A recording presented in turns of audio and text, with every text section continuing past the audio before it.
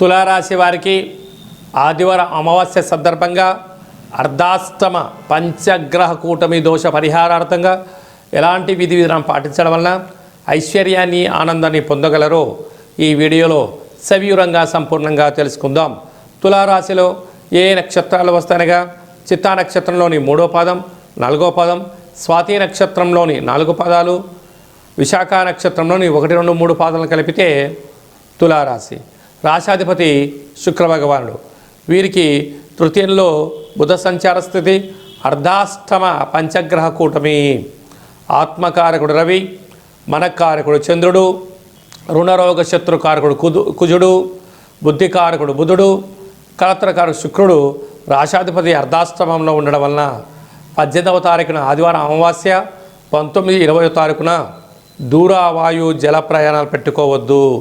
వీలైనంత వరకు మౌనం, ధ్యానం, ఏకాగ్రత, దేవతారాధన, ఆధ్యాత్మిక చింతన, సూర్య నమస్కారము, పక్షులకు ఆహారాన్ని ఏర్పాటు చేయడము, కుక్కలకు ఆహారాన్ని ఏర్పాటు చేయడము, గోమాతకి పచ్చిగడ్డిని లేక నవధాన్యంలో నానబెట్టి దానము చేయడం వలన సకల గ్రహ దోషాలు తొలగిపోతాయి. ఆవేశంగా ఉన్నారా? అనర్థాలకు దారి తీయడం, వాహన ప్రమాదాలు, యంత్ర ప్రమాదాలు, ఆయుధ ప్రమాదాలు, జలగండాలు, అగ్నిగండాలు పొంచి ఉన్నాయి. తస్మాత్ జాగ్రత్త. సంతాన స్థానంలో రాహు, 6వ స్థానంలో శని భగవానుడు ఉండడం వలన ఎక్కడో తెలియని రుణ సమస్య, తెలియని రోగ సమస్య, శత్రు సమస్యలు పొంచి ఉన్నాయి.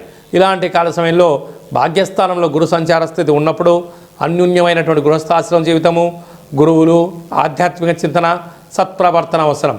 కనుక ఇంటి సింహద్వారానికి తప్పక బూడిద గుమ్మడికను పూజ చేసి కట్టుకోవడం, ఇంటి లోపల అమావాస్య రోజున ఈ యొక్క పంచమగ్రహ కూటమి సందర్భంగా ఇంట్లో నారికేల దీపాన్ని పెట్టుకోవడం ఆవశ్యకత.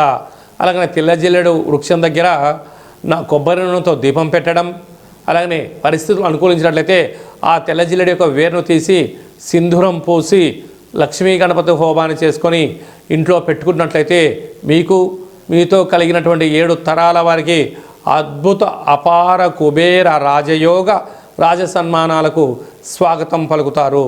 అదే కాకుండా సాఫ్ట్వేర్ ఉద్యోగస్తులు, హార్డ్వేర్ ఉద్యోగస్తులు, సినిమా నటీనటులు, సీరియల్లో వర్క్ చేసేవారు, యూట్యూబ్, వాట్సాప్, ఫేస్బుక్, క్రియేటివిటీ రంగాలుగా ఉండబడిన వారు, డిజిటల్ మీడియా రంగంలో ఉండబడిన వారికి అనేక రకాలమైనటువంటి అదృష్టం కలగబోతుంది. కనుక అదృష్టం వచ్చినప్పుడు జాగ్రత్తగా ఉండాలి. దురదృష్టం కలిగినప్పుడు మౌనము, ధ్యానము, ఏకాగ్రత, గురువుల యొక్క సేవ,